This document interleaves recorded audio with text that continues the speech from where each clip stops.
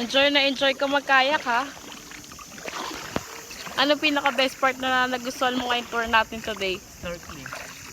Snorkeling. Tsaka itong kayak. Kahit medyo masakit sa balakang. Pero the best yung place, no? Yan. Ano pangalan nito? Secret Lagoon. Secret Lagoon. Ay, hindi. Tapos na tayo sa Secret Ay, Lagoon. small lagoon. Small Lagoon. Ay, Big Lagoon to, tita, di ba? Small.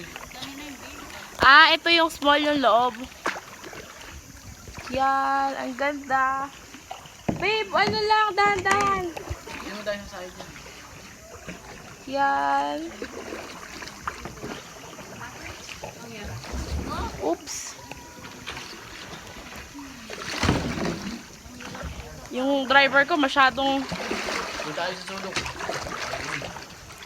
Bird duck.